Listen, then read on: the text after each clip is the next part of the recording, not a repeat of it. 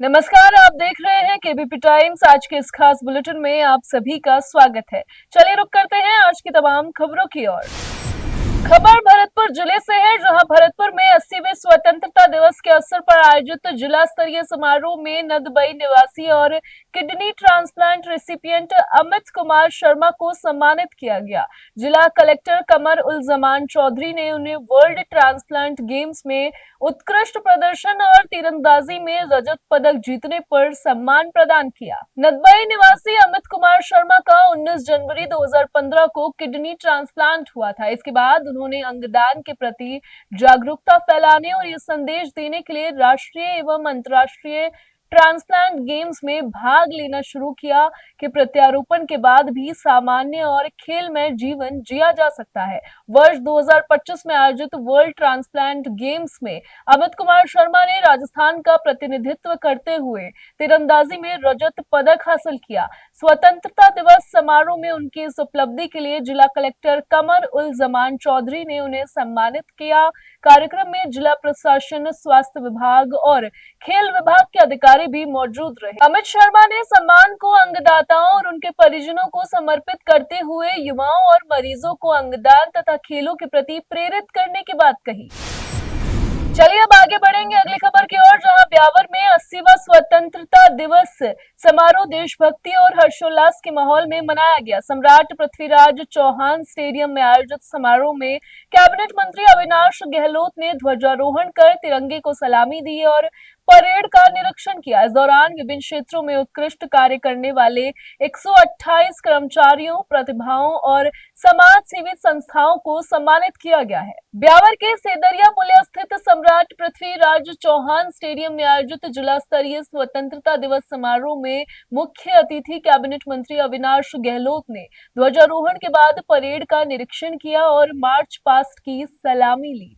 ADM ब्रह्मम लाल जाट ने राज्यपाल के प्रदेश के नाम संदेश का वाचन किया। समारोह में कैबिनेट मंत्री अविनाश गहलोत, विधायक शंकर सिंह रावत, जिला कलेक्टर कमल राम मीना और पुलिस अधीक्षक रतन सिंह राठौर ने विभिन्न क्षेत्रों में उत्कृष्ट कार्य करने वाले जिले के 128 कर्मचारियों, होनहार प्रतिभाओं और समाज सेवी संस्थाओं को प्रशस्ति पत्र देकर सम्मानित किया।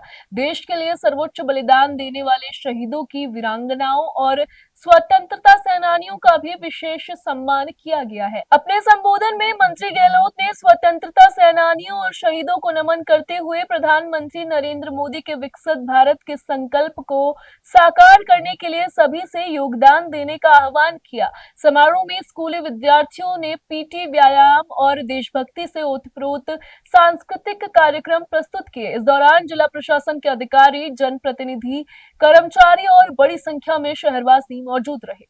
के बिना चलना मुश्किल है, इसलिए चिप, एआई और डाटा सेंटर के लिए बिजली की जरूरत है। हम लोगों को एनर्जी सिक्योरिटी की भी जरूरत है। ये हमारे प्रधानमंत्री मोदी ने हम सबको कहा है। आज हम राजस्थान के मुख्यमंत्री भजनलाल शर्मा जी के नेतृत्व में जब राजस्थान को आगे बढ़ाने की बात करते हैं, बीते 28 साल के ऐतिहासिक कार्यकाल में हमने राजस्थान में कई ग्रीनफील्ड एक्सप्रेशन देखे। ब्यावर से भरतपुर बनना है, राजस्थान में 9 ऐसे एक्सप्रेशन बन रहे जो राजस्थान की दशा और दिशा को बदलेगा, राजस्थान की तकदीर को बदलेगा। हमने स्टेट हाईवे को देखा है, गांव की कनेक्टिविटी सड़कों को देखा है। अभी माननीय राज्यपाल महोदय के अभिभाषण में हमने देखा है कि राजस्थान के अंदर अटल पथ की जो सोच थी उसको भी हमारे मुख्यमंत्री ने पूरा करने का काम किया है। आज हम घुमंतु जातियों की बात करते हैं, समाज के अंतिम पायदान पर खड़ा वो परिवार, वो समाज जिसके उत्थान के लिए हमारी सरकार ने एक नीति बनाई है। सरकार ने घोषणा करी बजट के अंदर, चाहे वो मुख्यमंत्री आवास योजना के माध्यम से हो या दादू दयाल योजना के माध्यम से हो, इन्हें विमुक्त घुमंतु जातियों के लिए पट्टे बनाने की बात हो, इनके लिए जाति प्रमाण पत्र की बात हो और इनके मकान देने की बात भी हो। कि राजस्थान में पहली बार मुख्यमंत्री महोदय के नेतृत्व में हमने 23,000 से ज्यादा लोगों को पट्टे, 70,000 से ज्यादा उनके सर्टिफिकेट और अभी हमने 3 दिन पहले हमें जयपुर में, जोधपुर में, कोटा में ऐसे घुमंतु लोगों को पक्के मकान बना के लोग चाबी दी है। ये आजादी के बाद में उनके सपनों को साकार करने का अवसर हमारे बीच में है, जिसमें हम सब लोगों को साथ लेकर के आगे बढ़े। राजस्थान में सरकारी कर्मचारी नियुक्ति की बात हो, हम लोगों ने लगभग 1,80,000 के करीब सरकारी नौकरियां दी है और मैं ये गर्व के साथ कह सकता हूँ कि मध्य प्रदेश वो पहला प्रदेश है जिसे 61,000 एक साथ लोगों को नियुक्तियां दी है। लेकिन राजस्थान 54,000 से अधिक लोगों को नियुक्ति देकर के देश के दूसरे स्थान पर है। हमने वादा किया 4 लाख लोगों को नियुक्ति देंगे, 1,90,000 के करीब हम दे चुके हैं और हम 10,000 16 तारीख को माननीय अमित शाह जी जब अलवर के अंदर आएंगे 10,000 से अधिक लोगों को नियुक्ति देकर के ये आंकड़े को लगभग 2 लाख के करीब पहुंचाएंगे।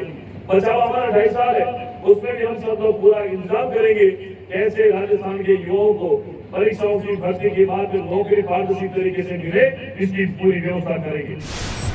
चलिए रुक करेंगे आज की अगली खबर की ओर, जहां पाली में जिला कांग्रेस कमेटी के अध्यक्ष शिशुपाल सिंह राजपुरोहित निम्बाड़ा ने गौमाता राष्ट्रमाता संकल्प दिवस के तहत गौमाता को राष्ट्रमाता दर्जा देने की मांग उठाई है। इस संबंध में राष्ट्रपति के नाम ज्ञापन भेजकर गोवंश के संरक्षण और संवर्धन के लिए राष्ट्रीय स्तर पर प्रभावी कदम उठाने की मांग की गई। पाली जिला कांग्रेस कमेटी के अध्यक्ष शिशुपाल सिंह राजपुरोहित निम्बाड़ा ने 16 अगस्त को राष्ट्रपति के नाम भेजे ज्ञापन में कहा कि भारतीय संस्कृति, परंपरा और ग्रामीण अर्थव्यवस्था में गौवंश का महत्वपूर्ण स्थान है। उन्होंने गौमाता को राष्ट्रमाता का सम्मानजनक दर्जा देने के लिए आवश्यक संवैधानिक और कानूनी प्रक्रिया शुरू करने की मांग की है। इसके साथ ही गौवंश संरक्षण और संवर्धन के लिए राष्ट्रीय स्तर पर प्रभावी नीति बनाने, निराश्रित और बेसहारा गौवंश संरक्षण के लिए गौशालाओं एवं संबंधित संस्थाओं को पर्याप्त संसाधन उपलब्ध कराने, देसी नस्लों के संरक्षण और वैज्ञानिक संवर्धन के लिए विशेष योजनाएं शुरू करने की भी मांग रखी गई है। ज्ञापन में किसानों और पशुपालकों को प्रोत्साहन, प्रशिक्षण तथा आर्थिक और तकनीकी सहायता उपलब्ध कराने की मांग भी की गई। चलिए अब बढ़ेंगे आज की अगली खबर की ओर, जहां केंद्रीय गृह मंत्री अमित शाह के अलवर दौरे से पहले कांग्रेस नेताओं और कार्यकर्ताओं को हाउस अरेस्ट किए जाने का मामला सियासी तूल पकड़ता नजर आ रहा है। कांग्रेस के पूर्व जिलाध्यक्ष योगेश मिश्रा समेत कई नेताओं को पुलिस ने घरों में नजरबंद किया है। कांग्रेस का आरोप है कि संभावित विरोध प्रदर्शन को रोकने के लिए प्रशासन ने ये कार्यवाही की है। अमित शाह के अलवर दौरे से पहले जिला कांग्रेस कमेटी के पूर्व जिलाध्यक्ष योगेश मिश्रा, रिपुदमन गुप्ता, जेडी आर्यन, फूलचंद शर्मा, राजेश कृष्ण सिद्ध सहित कई कांग्रेस नेताओं और कार्यकर्ताओं को पुलिस ने कथित तौर पर घरों में नजरबंद किया। कांग्रेस नेताओं का आरोप है कि गृह मंत्री के दौरे के दौरान संभावित विरोध प्रदर्शन को रोकने के लिए यह कदम उठाया गया है। कांग्रेस ने कार्यवाही पर सवाल उठाते हुए कहा कि लोकतंत्र में शांतिपूर्ण तरीके से अपनी बात रखने और विरोध दर्ज कराने का अधिकार सभी राजनीतिक दलों को है। नेताओं की नजरबंदी के बाद अलवर का राजनीतिक माहौल गर्मा गया है। कांग्रेस इसे लोकतांत्रिक अधिकारों पर अंकुश लगाने की कार्यवाही बता रही है, जबकि प्रशासन की ओर से इस मामले में आधिकारिक पक्ष का इंतजार है। माननीय केंद्रीय गृह मंत्री अमित शाह जी, माननीय मुख्यमंत्री भजनलाल शर्मा जी और माननीय अलवर के सांसद और केंद्रीय मंत्री भूपेंद्र यादव जी अलवर की धरा पर आ रहे हैं। बीजेपी के अन्य नेता भी आ रहे हैं।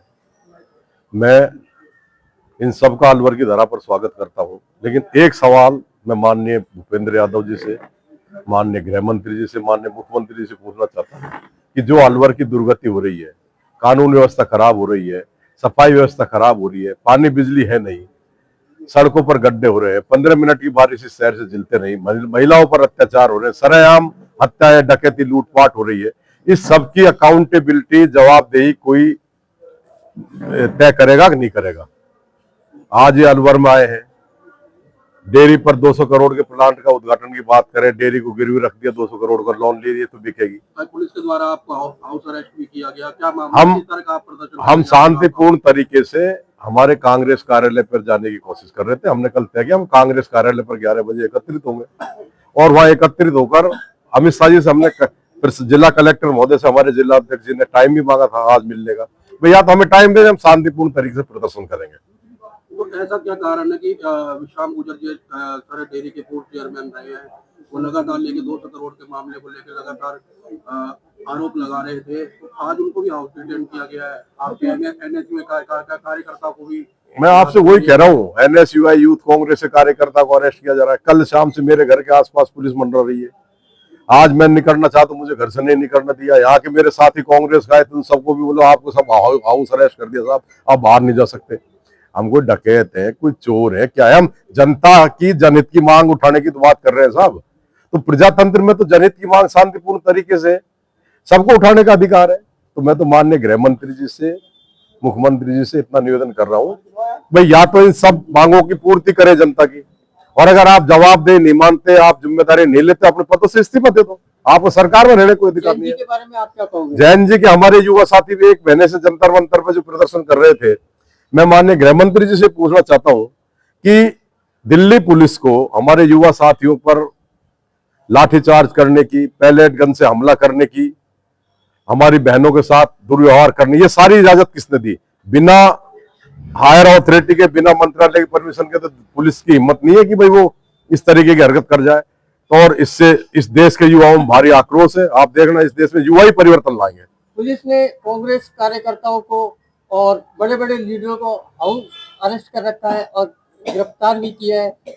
अब क्या मैसेज, इसका मतलब अमित शाह की रैली, पुलिस की प्रशासन आप लोगों से डर चुका है, इसके बारे में आप देखिए, मैं तो माननीय गृह मंत्री से एक निवेदन करना चाहता हूँ, आप डरो मत, आप जनहित के मुद्दों को लोगों को उठाने दो, जब तो आपको असलियत पता लगेगी। जो लोग जिम्मेदार है और अपनी जिम्मेदारी से भाग रहे हैं, वो इस्तीफा दो। अगर अमित शाह जी जिम्मेदारी से भाग रहे हैं, खुद को भी इस्तीफा देना चाहिए। हमारे नेता प्रतिपक्ष जो विपक्ष में हैं, वो इस मुद्दे को कहां तक लेके जाएंगे? राहुल जी हमारे नेता प्रतिपक्ष हैं केंद्र में लोकसभा के, और माननीय टीकाराम जूली जी हमारे नेता प्रतिपक्ष है राजस्थान सरकार में। सड़क से सदन तक हम जनहित की लड़ाई लड़ते रहेंगे, चाहे हमें हाउस अरेस्ट करें, चाहे हमें थाने में अरेस्ट करें, चाहे हमारे खिलाफ मुकदमा लड़ाए, जनता की लड़ाई हम लोग शांतिपूर्ण तरीके से लड़ते रहेंगे। चलिए अब बढ़ेंगे अगली खबर की ओर, जहां जयपुर पश्चिम में नकबजनी की वारदात का पुलिस ने खुलासा करते हुए 3 आरोपियों को गिरफ्तार किया है। आरोपियों पर कालवाड़ रोड स्थित एक गोदाम से सैनिटरी और इलेक्ट्रिक सामान चोरी करने का आरोप है। पुलिस ने आरोपियों के कब्जे से करीब 2 लाख रुपए की कीमत का चोरी का सामान और वारदात में इस्तेमाल की गई पिकअप भी बरामद कर ली है। मामला जयपुर के कालवाड़ रोड स्थित 9 दुकान इलाके का है, जहां 14 अगस्त की रात कृपा एंटरप्राइजेस में चोरी की वारदात। दुकान मालिक के मुताबिक रात करीब 9:30 बजे दुकान बंद करने के बाद वो घर चला गया था, जबकि देर रात करीब 1:30 बजे दुकान का ताला टूटे होने की सूचना मिली। मौके पर पहुंचने पर सामान बिखरा हुआ मिला। पुलिस ने सूचना तंत्र और मुखबिर की सूचना के आधार पर कार्यवाही करते हुए मनी कुमार मीणा, विचोंगू कुमार और मनोज बैरवा को गिरफ्तार किया है। पुलिस के मुताबिक आरोपियों के कब्जे से 8 गीजर, 60 बंडल वायर, 200 स्विच, करीब 50 कंसील्ड लाइट और साथ ही 36 एलईडी बल्ब, एक आर्मर्ड केबल सहित अन्य इलेक्ट्रिक सामान बरामद किए गए हैं। इसके साथ ही चोरी की वारदात में इस्तेमाल की गई पिकअप को भी जब्त कर लिया गया है। गिरफ्तार आरोपियों की उम्र 20 से 27 वर्ष के बीच बताई जा रही है। पुलिस मामले में आरोपियों से पूछताछ करते हुए आगे की जांच कर रही है। चलिए बढ़ेंगे आज की अगली खबर की ओर, जहां यूजीसी आरक्षण नीति को लेकर स्वर्ण समाज एवं युवा अधिकारों की आवाज संगठन ने आंदोलन तेज करने का ऐलान किया है। संगठन के प्रदेश अध्यक्ष उजागर सिंह डाबला ने कहा कि 23 अगस्त को दिल्ली के जंतर मंतर पर बड़ा प्रदर्शन किया जाएगा, जिसमें देश के 22 राज्यों से लोगों के शामिल होने का दावा किया गया है। डाबला ने केंद्र सरकार से यूजीसी आरक्षण नीति को रोल बैक करने के लिए राजस्थान के पंचायती राज चुनाव में ईडब्ल्यूएस वर्ग को आरक्षण देने की मांग की है। स्वर्ण समाज एवं युवा अधिकारों की आवाज संगठन के प्रदेश अध्यक्ष उजागर सिंह डाबला ने विशेष बातचीत में कहा कि 23 अगस्त को दिल्ली के जंतर मंतर पर प्रस्तावित प्रदर्शन में देश के 22 राज्यों से समाज के लोग हिस्सा लेंगे। उन्होंने दावा किया कि सुखदेव सिंह गोगामेडी द्वारा तैयार किए गए संगठनात्मक नेटवर्क से जुड़े लोग भी दिल्ली कूच करेंगे और सभी प्रदेश अध्यक्षों को अपनी अपनी ताकत के साथ प्रदर्शन में शामिल होने के निर्देश दिए गए हैं। डाबला ने कहा कि उनकी पहली मांग केंद्र सरकार से यूजीसी आरक्षण नीति को पूरी तरह से रोल बैक करने की है। उनका कहना है कि आरक्षण का लाभ वास्तविक जरूरतमंद परिवारों तक पहुंचना चाहिए। वहीं राजस्थान सरकार से उन्होंने आगामी पंचायती राज चुनाव में ईडब्ल्यूएस वर्ग के लिए आरक्षित सीटों की मांग की। डाबला ने चेतावनी दी है कि मांग पूरी नहीं होने पर समाज चुनाव में वोट के जरिए अपना विरोध दर्ज कराएगा। उन्होंने युवाओं से भी अधिक से अधिक संख्या में 23 अगस्त को जंतर मंतर पहुंचने की अपील कर दी है। अंदर हमने वो देखी थी कि लोगों ने आशा देखी थी कि भाई गांवों से जो लोगों की पीड़ा थी, अंदर से लोगों की जो पीड़ा थी, इसलिए गांव से लोग निकल के आए थे, अपने खर्चों भी निकल के आए थे। मैं खुद गया था मैंने आपको बहुत बड़ी ताकत दी थी आपके, जब आपके हॉस्पिटल में आपके 10 से 15 लोग थे, जब मैंने हजारों की संख्या में आपको समर्थन देके, इसलिए कि यूजीसी जो गो बैक हो, इसके लिए हम तैयार हैं लड़ने के लिए। हमने आपको ताकत दी, आपने उस ताकत को वहां जाके बीजेपी कार्यालय में भेज दिया। यानी आपके ऊपर किसी बीजेपी कार्यालय आपको किसी नेता ने तैयार करके भेजा था। आप एक नेता के सामने बिक गए जाके वहां पर, क्यों? और भाजपा के जो प्रदेश अध्यक्ष है वो कह रहा है कि ये हमारा क्या उखाड़ लेंगे। आप उनको जवाब देते, आपको हमने वो ताकत दी थी कि वो आपके ऑफिस आके आपसे मिलना चाहते थे। आप जाते भाई भजनलाल सरकार के पास जाते हम राजी होते, क्योंकि समाज की पीड़ा एक सीएम के पास रखते तो हमें भी खुशी होती। आप दिव्या कुमारी जी के पास जाते, हमें खुशी होती। लेकिन आप कहां गए? भाजपा कार्यालय। क्यों भैया, आपकी ऐसी क्या मजबूरी थी? मैं आपको मीडिया के माध्यम से आपसे सवाल पूछना चाहता हूं, मेरा ये समाज आपसे पूछना चाहता है कि आपकी ऐसी क्या मजबूरी रही कि आपको वहां जाना पड़ा? हमें वहां पर शर्मिंदा महसूस करना पड़ रहा है। हमारे समाज क्या इतना कमजोर थोड़ी है। आपने देवराज की मां को आपने एक वादा करके आए थे कि 1 करोड़ और सरकारी नौकरी दिलाऊंगा। आपका वो वादा क्या रहा? 21 लाख में बिक गया। आप क्या 21 लाख में उस भाई की वो भाई वापस आ जाएगा हमारा देवराज सिंह? ऐसा आंदोलन इस राजस्थान में, इस धरती में पहली बार हुआ जिस आंदोलन में एक भाई शहीद हो गया, और उस आंदोलन को आपने बीजेपी कार्यालय में जाके भेज दिया। क्यों भैया?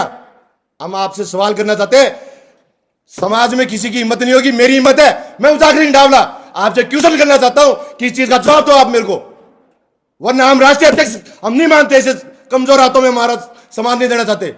हमारे समाज की बागडोर वही संभालेगा जिसके अंदर ताकत होगी, जो समाज के सामने नहीं झुकेगा। समाज से समझौते होते हैं लेकिन वो रोडों पे होते हैं। हमारे सुखदेव सिंह दादा ने और काली साहब ने आज तक जो भी आंदोलन किए वो रोड पे सरकारें झुकी है। वो तो ये कहते थे, जब सरकार ये कहती थी इनको रोक लो, तो काली साहब सुखदेव दादा से हाथ जोड़ते थे, ओ तो बड़ो डोड़ो समाज है साहब, ओ कौन रुके अब तो आगे जासी है तो मांगा लेरी मानसी। हूं कि यूजीसी रोल बैक के लिए सर्व समाज आगे आए, सबका सब व्यक्ति, तो यूजीसी रोल बैक का दुख हमें भी है क्योंकि हमारे बच्चों का भविष्य है। लेकिन जब आज तुम हरियाणा में जो रैली निकाल रहे हो, मैं हरियाणा के समाज बंधुओं से, मेरे भाइयों से कहना चाहता कि ऐसे डोपों से बच के रहना मेरे भाइयों। आप रैली करो, सब कुछ करो, यूजीसी रोल बैक करो, लेकिन ऐसे समाज के गद्दारों से बच के रहना जो जाकर भाजपा कार्यालय में हमारे समाज को बेच दे। तो ऐसे भाइयों को, ऐसे आदमी नहीं चाहिए हमें। डावला जी, मकराना जी कहते हैं कि हम तो भाजपा के गुलाम हैं, हम तो पिटने को तैयार हैं, पिटेंगे तब भी भाजपा के पास रहेंगे, नहीं पिटेंगे तब भी भाजपा के पास रहेंगे। ये महिपाल जी की खुद की वो होगी। हम हुए हैं जब सुखदेव दादा ने 2018 में ऐलान किया था कमल की पुल हमारी पुल, जब आनंद पाल सिंह जी का एनकाउंटर कराया था उस टाइम एक ऐलान किया था कमल की पुल हमारी पुल। 4 राज्यों में भाजपा सरकार चली गई थी। तो हम उस समाज से आते हैं कि इन पंचायती राज चुनाव में फिर जवाब देंगे भाजपा सरकार को। ये जो काला कानून जब तक वापस नहीं लोगे हम भाजपा के खिलाफ रहेंगे। मैं आप लोगों से उजागर डावला वादा करता हूं, एक प्रदेश अध्यक्ष पद के होने, मैं सुखदेव दादा काली साहब के कदमों में चलने वाला आदमी हूं। या जब गांधी जी की जरूरत है तो यहाँ शहीद भगत सिंह की भी जरूरत है, तो उनके लिए, उनके कदमों में चलने के लिए हम तैयार है। हम मरने के लिए तैयार है और मारने के लिए भी तैयार है। हमें लठों से फर्क नहीं पड़ता है। लेकिन बात यह है कि हमारे समाज की बात कौन रखेगा सामने। आज समाज जो है 3 हिस्सों में बटा हुआ है, तो उस जो बटे हुए को किस तरीके से समेटेंगे? हमने समाज को जोड़ने के लिए तो समर्थन दिया था कि आज समाज एक जाजम पे आ जाए, और उन्होंने क्या किया? समाज को एक जाजम पे लेके समाज को ठग दिया, वापस ठगा हुआ महसूस करा दिया, वहां जाके बेच दिया। भाई भाजपा कार्यालय जाके आपको भाजपा कार्यालय में क्या मिला? आप जाते सीएम साहब आपको बुलाते, डिप्टी सीएम बुलाते, हम मानते कि हमारी बात रखी जाएगी, और क्या मिला? 21 लाख में हमारा देवराज सिंह थोड़ी वापस आ जाएगा। समाज को एक करने का तो काम किया था हमने। सचिवालय शुरुआत में नहीं किए, पहले सुखदेव दादा इस दुनिया से चले गए, समाज को एक जाजम में बिठाते हमने फिर वही उन्हीं के लक्ष्य कदम पे चलते हमने फिर समाज को वापस एक जाजम पे लाने की कोशिश करी, और उन्होंने क्या किया? हमें वापस ठगा सा महसूस करा दिया। महिपाल जी से भी आपकी कोई बात नहीं? मेरी महिपाल जी से कोई बात नहीं हुई, मेरी उनसे व्यक्तिगत कोई लड़ाई भी नहीं है, मेरी इन मुद्दों पे लड़ाई है सिर्फ। मैं आज भी उनका सम्मान करता हूं, लेकिन सम्मान जब होगा कि इन ऐसी क्या मजबूरी रही साहब आपकी कि डोपा बोड़ा तेजार बीजेपी कार्यालय में बिक रहे। ऐसे बीजेपी से आप कहते हो कि मैं संघ का सदस्य हूं, तो इसका मतलब है आपको भाजपा के किसी मंत्री ने, विधायक ने आपको पहले से ही तैयार करके भेज रखा है कि आपको ऐसे ऐसे रणनीति करनी है, ऐसे करना, राखी यही भिड़ना है। यानी आपको भाजपा बुला नहीं रही थी, तो आपको इस जनता को बगला कर और आप भाजपा कार्यालय जाना चाह रहे थे। आपकी सीट पक्की करके आए हो क्या विधायक की? अगर आप जहां से विधायक लड़ोगे वहां से उजागर आपके खिलाफ मिलेगा। अगर हमारे समाज को बेच के आप अगर सीट लेना चाहते हो तो वहां उजागर डावला आपके पुल खिलाफत में मिलेगा। ये जो आपका जिस अंदाज का तेवर है, उस अंदाज को लेकर के क्या समझा जाए क्या सिर्फ बीजेपी के खिलाफ है या महिपाल मकराना के खिलाफ है या समाज को एक बनाने के उम्मीद की किरण को लेकर के आप समाज को एक जाजम पे लाने की किरण है ये, और समाज को एक जाजम पे लेके भी आएंगे। लेकिन अगर हमारे ऐसे लोगों को अगर हम हमारे समाज की बागडोर दे देंगे तो समाज एक जाजम पे नहीं आएगा, कि वो समाज को बेचते रहेंगे, हमारा समाज फिर ठगासा महसूस करता रहेगा। आज हर इंसान के मन में वही पीड़ा है कि हम गए, हमने लटे खाए, वाटर कैनल झेला, चलो ये तो आंदोलनों में चलता रहता है और खाने भी चाहिए, हम तो समाज से कि हमें तो लड़ना आता है।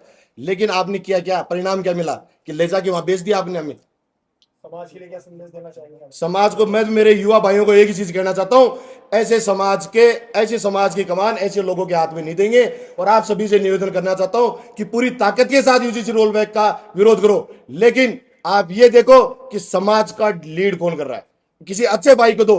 मैं एक समाज का छोटा सा कार्य, सबसे नीचे जो कार्य करता हूं वो मैं हूं, लेकिन समाज की बागडोर ऐसे हाथों में दो जो वापिस सुखदेव सिंह गोगामेडी, वापिस वो कालवी साहब जैसे लोग वापिस मुझे दिखाई दे, उनके रूप में दिखने चाहिए।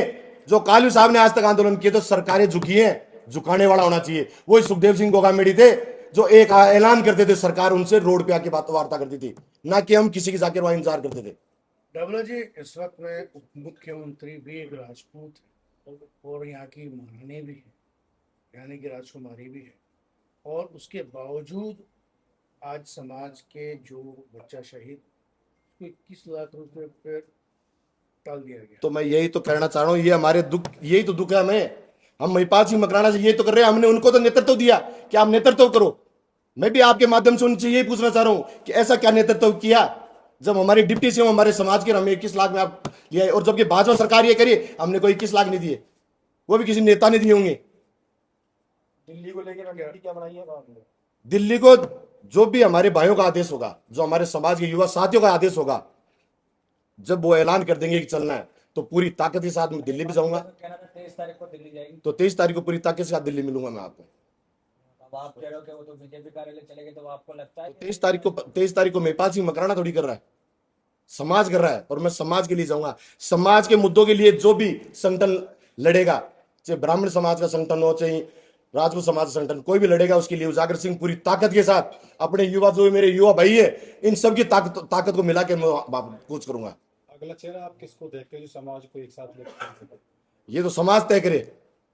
मैं तो समाज से कहना चाहूं, समाज में ऐसा कोई योद्धा निकल के आए जो सुखदेव सिंह गोगामेडी, जो कालवी साहब जैसा ताकत रखता हो, अपने आप में एक हस्ती रखते हो। कालवी साहब वो हस्ती थी जो सरकार को हमेशा झुकाई है। जितने भी आंदोलन हुए आज तक किसी में लठ नहीं बजे। सुखदेव सिंह गोगामेडी ने आज तक जो आंदोलन किए, प्रशासन ने कभी उनपे लठ नहीं मारे। और हमने पहली बार हमारा बड़ा भाई मान के एक आदमी को हमने राजा बना के भेजा था, उस वो राजा लायक ही नहीं था। आपके माध्यम से पूछना चाहता हूं कि भाजपा कार्यालय में क्या मिलता है, मेरे को ये बता दो। क्या है भाजपा प्रदेश अध्यक्ष के पास? संगठन को मजबूत करने का काम है उनके पास। वो कोई आदेश पारित नहीं कर सकते। समझौता होता तो सीएम हाउस में होता, डिप्टी सीएम हाउस में होता। जब हमारे समझ में आती कि हमारे समाज की वहां बातें रखी गई है, हमारे लोग हैं वो भी थोड़े प्रोत्साहित होते कि हमारी बात रखने के लिए कोई गया। आप चाहे लंदन चल जाओ, अमेरिका चल जाओ, एमपी चल जाओ, यूपी चल जाओ, क्या मिलेगा उससे? आप तो वहां पर भी समाज को बेचोगे, क्यों? आप तो 4 बार कह चुके हो आप मीडिया के सामने कि मैं संघ का सदस्य रह चुका हूं। जब संघ का सदस्य हो तो आप तो भाजपा के दौरान प्लांट किए हुए आदमी हो भाई साहब। तो हम हमारी बागडोर आपको नहीं देना चाहते। चलिए बढ़ेंगे अगली खबर की ओर, जहां जयपुर में इंटरनेशनल मैजिक फेस्टिवल माया लोक को लेकर पूर्व मुख्यमंत्री अशोक गहलोत के सिविल लाइन स्थित आवास पर प्रेस कॉन्फ्रेंस आयोजित की गई। इस दौरान गहलोत ने जादू कला के संरक्षण और जादूगरों को प्रोत्साहित देने के लिए इस कला पर लगने वाली जीएसटी को माफ करने की मांग उठाई है। उन्होंने कहा कि जादूगरों पर शो के आयोजन, स्टाफ और ट्रांसपोर्टेशन समेत कई तरह के आर्थिक खर्चों का भार रहता है।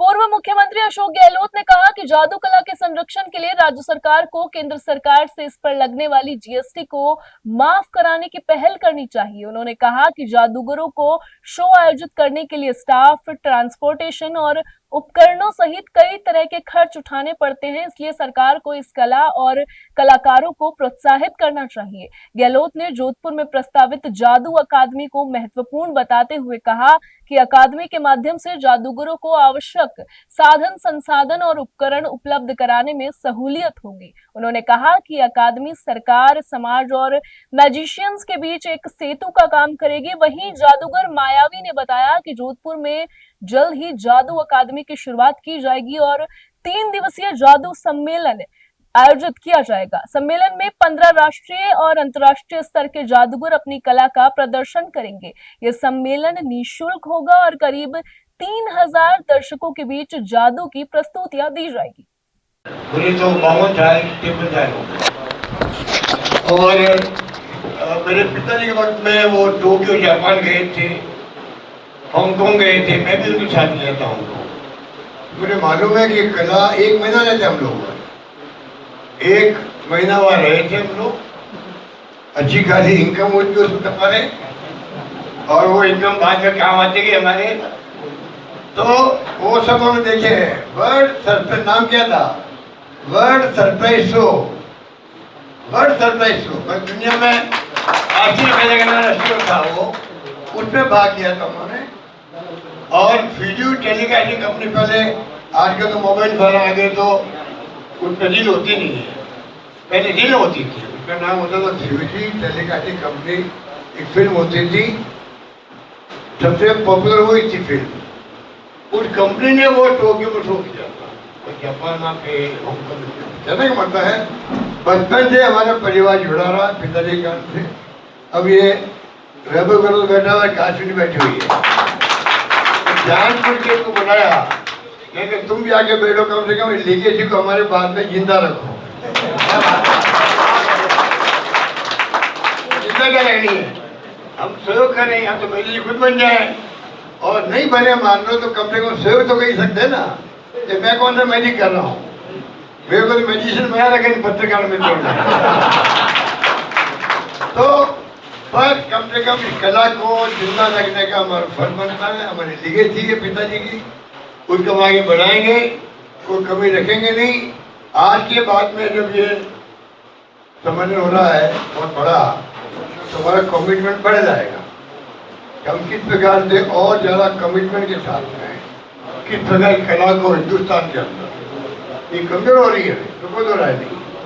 दुनिया में आपको आश्चर्य होगा, हमें भी आश्चर्य होता है, क्योंकि वहाँ टेक्नोलॉजी बहुत ज़्यादा होती है, तो मैजिक के होते हैं वो टेक्नोलॉजी आधारित भी होते हैं। कहाँ पहुँच गए वो लोग, हम नहीं पहुँच पाए। हमारी सरकारों को चाहिए कि वो इस कला को अंतर्राष्ट्रीय जगत में जो कला है ये मैजिक की, उसके लेवल की कला बनाने के लिए सरकार सहयोग करे, सरकार सहयोग करे। जब एलसीसी में चलाते हो, सब्सिडी देते हो, आप मैजिशियन को, मैजिशियन सब अमीर नहीं होते हैं, उनको आप कोई ऐसा प्रोत्साहन दें कि उसके कारण से वो और आगे बढ़ सके, कला को आगे मजबूत कर सके। और कोई जिलों में या प्रदेशों में कोई चाहे मैजिक की एकेडमी बनाए, जैसा भी जूनियर मावी जी ने कहा, तो हम चाहेंगे जोधपुर में एकेडमी बने। एकेडमी बनने का इन्होंने मकसद बता दिया।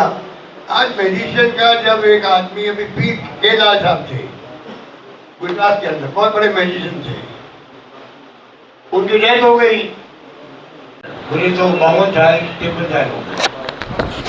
और मेरे पिताजी के वक्त में वो टोक्यो जापान गए थे, हांगकांग गए थे, मैं भी उनके साथ गया था हांगकांग। मुझे मालूम है कि कला 1 महीना रहते हम लोग, 1 महीना वहाँ रहे थे हम लोग, अच्छी खासी इनकम होती है उसमें हमारे, और वो इनकम बाद में काम आती गई हमारे। तो वो सब हमने देखे हैं। वर्ल्ड सरप्राइज नाम क्या था? World surprise show, world surprise show दुनिया में आखिरी पहले का शो था वो, उसमें भाग लिया था उन्होंने। और वीडियो टेलीकास्टिंग कंपनी पहले, आजकल तो मोबाइल फोन आ गए तो उसमें रील होती नहीं है, पहले रील होती थी, उसका नाम होता था वीडियो टेलीकास्टिंग कंपनी। एक फिल्म होती थी, सबसे पॉपुलर हुई थी फिल्म, उस कंपनी ने वो टोक्यो में शो किया था, जापान पे कहने का मतलब है बचपन से हमारा परिवार जुड़ा रहा पिताजी के कारण से। अब ये रेबल गर्ल बैठा हुआ, काश्मीरी बैठी हुई है, जानपुर के उसको बनाया, लेकिन तुम भी आके बैठो, कम से कम लीगेसी को हमारे बाद में जिंदा रखो। जिंदा क्या रहनी है, हम सहयोग करें, या तो मेरी खुद बन जाए, और नहीं बने मान लो तो कम से कम सेव तो कही सकते ना। ये मैं कौन सा मैजिक कर रहा हूँ, मेरे को तो मैजिशियन बना रखा इन पत्रकार में तो पर कम से कम इस कला को जिंदा रखने का हमारा फर्ज बनता है, हमारी लीगेसी है पिताजी की, उसको आगे बढ़ाएंगे, कोई कमी रखेंगे नहीं। आज के बाद में जब ये समझ हो रहा है बहुत बड़ा, तो हमारा कमिटमेंट बढ़ जाएगा। हम किस प्रकार से और ज्यादा कमिटमेंट के साथ में किस प्रकार कला को हिंदुस्तान के अंदर ये कमजोर हो रही है, तो कोई दो राय नहीं। दुनिया में आपको आश्चर्य होगा, हमें भी आश्चर्य होता है, क्योंकि वहाँ टेक्नोलॉजी बहुत ज़्यादा होती है, तो मैजिक के होते हैं वो टेक्नोलॉजी आधारित भी होते हैं। कहाँ पहुँच गए वो लोग, हम नहीं पहुँच पाए। हमारी सरकारों को चाहिए कि वो इस कला को अंतर्राष्ट्रीय जगत में जो कला है ये मैजिक की, उसके लेवल की कला बनाने के लिए सरकार सहयोग करे, सरकार सहयोग करे। जब एलटीसी में चलाते हो, सब्सिडी देते हो, आप मैजिशियन सब अमीर नहीं होते हैं, उनको आप कोई ऐसा प्रोत्साहन दें कि उसके कारण से वो और आगे बढ़ सके, कला को आगे मजबूत कर सके। और कोई जिलों में या प्रदेशों में कोई चाहे मैजिक की एकेडमी बनाए, जैसा भी जूनियर महावीर जी ने कहा कि हम चाहेंगे जोधपुर में एकेडमी बने। एकेडमी बनने का इन्होंने मकसद बता दिया। आज मैजिशियन का जब एक आदमी अभी पी के लाल साहब थे गुजरात के अंदर, बहुत बड़े मैजिशियन थे, उनकी डेथ हो गई। चलिए अब बढ़ते हैं आज की अगली खबर की ओर, जहां बाड़मेर में स्वतंत्रता दिवस समारोह के दौरान शहीद परिवार और पूर्व सैनिक के साथ कथित दुर्व्यवहार का मामला तूल पकड़ता नजर आ रहा है। घटना के विरोध में पूर्व सैनिक परिषद और 36 कौम के लोग धरने पर बैठे हैं। इसी बीच शिव विधायक रविंद्र सिंह भाटी भी धरना स्थल पहुंचे और पूर्व सैनिकों व शहीद परिवारों से मुलाकात कर उनका समर्थन किया। प्रदर्शनकारियों का आरोप है कि स्वतंत्रता दिवस समारोह के दौरान कैप्टन हरि सिंह भाटी और शहीद उगम सिंह की वीरांगना किरण कंवर के साथ कथित तौर पर अभद्र व्यवहार किया गया। मामले को लेकर पूर्व सैनिक परिषद के साथ 36 कौम के लोग धरने पर बैठे और जिम्मेदार पुलिस अधिकारियों के खिलाफ कार्यवाही की मांग की है। शिव विधायक रविंद्र सिंह भाटी धरना स्थल पहुंचे, जहां उन्होंने पूर्व सैनिकों और शहीद परिवारों से मुलाकात की और उनकी मांगों का समर्थन किया। प्रदर्शनकारियों ने प्रशासन से पूरे मामले की निष्पक्ष जांच कराने और दोषी पाए जाने वाले अधिकारियों के खिलाफ सख्त कार्यवाही की मांग की है। उनका कहना है कि देश के लिए बलिदान देने वाले शहीदों के परिवारों और पूर्व सैनिकों का सम्मान सर्वोच्च होना चाहिए। चलिए रुक करेंगे अगली खबर की ओर, जो कि उत्तर प्रदेश के मेरठ से है। मेरठ की किठौर विधानसभा सीट से समाजवादी पार्टी विधायक और पूर्व मंत्री शाहिद मंजूर का एक तीखा बयान सामने आया है। उन्होंने अपने विरोधियों को खुली चुनौती देते हुए कहा है कि दूध और जमीन के माफिया इकट्ठे होकर पूरा जोर लगा ले और अगर दम है तो उन्हें चुनाव में हराकर दिखाएं। सपा विधायक शाहिद मंजूर ने कथित तौर पर अपने राजनीतिक विरोधियों पर निशाना साधते हुए कहा कि जितने दूध के माफिया और जमीन के माफिया हैं वे सभी इकट्ठे होकर जोर लगा ले। उन्होंने चुनौतीपूर्ण अंदाज में कहा कि अगर उनकी मां ने दूध पिलाया है तो उन्हें हराकर दिखाएं। शाहिद मंजूर मेरठ की किठौर विधानसभा सीट से विधायक है और पूर्व में मंत्री भी रह चुके हैं। बताया जा रहा है कि पार्टी के भीतर ही कुछ लोग उनके खिलाफ सक्रिय हैं और इसी सियासी खींचतान के बीच उनके इस बयान को देखा जा रहा है। हालांकि बयान को लेकर पार्टी की ओर से आधिकारिक प्रतिक्रिया अभी सामने नहीं आई है। जितने दूध के माफिया हैं, जितने जमीन के माफिया हैं, सब आओ इकट्ठे होकर जोर लगाओ। तुम्हारी मां ने दूध पिलाया है तो मुझे हराओ, आओ मैदान।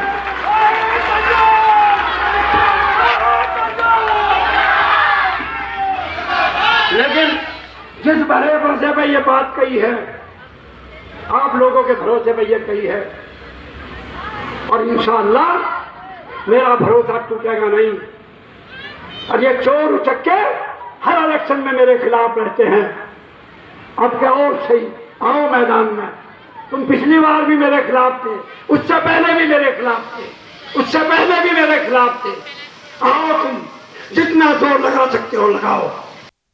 चलिए रुक करेंगे अगली खबर की ओर, जहां तमिलनाडु की राजनीति में बयानबाजी तेज होती नजर आ रही है। भाजपा प्रदेश अध्यक्ष नैनार नागेंद्रन ने विधानसभा में चल रही राजनीतिक बहस के बीच एक तीखी टिप्पणी की है। उन्होंने कहा है कि कुछ लोग विधानसभा में पिता की तलाश कर रहे हैं, लेकिन पिता कौन है ये जानने के लिए घर में मौजूद मां से पूछना होगा। तमिलनाडु भाजपा प्रमुख नयनार नागेंद्रन ने विधानसभा में चल रही राजनीतिक बहस पर प्रतिक्रिया देते हुए कहा कि कुछ लोग सदन में पिता की तलाश कर रहे हैं। उन्होंने तंज कसते हुए कहा कि पिता कौन है ये पता लगने के लिए घर में मौजूद मां से पूछना होगा। नागेंद्रन की इस टिप्पणी को सत्ता पक्ष और विपक्ष के बीच जारी राजनीतिक आरोप प्रत्यारोप से जोड़कर देखा जा रहा है। उनके बयान के बाद तमिलनाडु की सियासत में नई बहस छिड़ने की संभावना है। हालांकि ये टिप्पणी किस नेता या किस विशेष राजनीतिक संदर्भ में की गई, इसको लेकर विस्तृत प्रतिक्रिया सामने आना अभी बाकी है।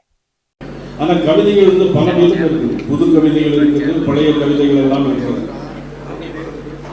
எனக்கு ஒரு ஞாபகம், காலேஜில் படிக்கும் போது ஞாபகம், செத்த மாட்டு தோலினால் ஆடை செய்யலாமே, செத்த ஆட்டு தோலினால் செத்த மாட்டு தோலினால் செருப்பு செய்யலாமே, செத்த ஆட்டு தோலினால் ஆடை நெய்யலாமே, செத்த மனிதன் தோலினால் என்ன செய்ய முடியும்?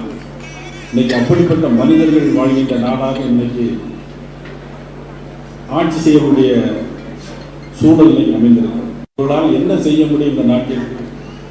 காரணம், சட்டமன்றத்துக்கு போய் அப்பாவை எங்கே தேடுறாங்க. வீட்டில் போய் அம்மாட்ட கேட்டால் தானே அப்பா யாருன்னு சொல்லுவாங்க. ஆனால் சட்டமன்றத்தில் போய் அப்பாவை தேடினா யாரும் கிடையாது. இப்படிப்பட்டவர்களுடைய ஆட்சி தான் இன்னைக்கு நடந்து கொண்டிருக்கு. அந்த மாதிரி சூழ்நிலையில் இன்னைக்கு பாரத பிரதமர் செய்த சாதனைகளை 1 மணி நேரம் 1.5 மணி நேரம் அல்ல, உலக அளவில் இன்னைக்கு சொல்லிக்கொண்டே போகலாம். அதையெல்லாம் மக்களுக்கு ரீச் ஆக வேண்டும். ரீச் ஆனால் கூட நமது தமிழகத்தை பொறுத்தவரை மாநில கட்சிகளுடைய ஆதிக்கம் அதிகம் இருக்கிறதுனால அது இன்னைக்கு நம்முடைய சென்றடைந்தாலும் வாக்கு வங்கியாக மாற வேண்டும் என்று சொன்னால் ஒவ்வொரு காலகட்டத்திலும் ஒவ்வொரு சூழ்நிலை. கடந்த கால ஆட்சிக்கு மாற்றம் வர வேண்டும் என்று நினைத்துக் கொண்டிருக்கும் போது இடையில இன்னொரு சூழ்நிலை வந்தது. खबरों के इस खास बुलेटिन में फिलहाल के लिए इतना ही। ऐसी ही तमाम अपडेट्स के लिए देखते रहिए केबीपी टाइम्स। धन्यवाद।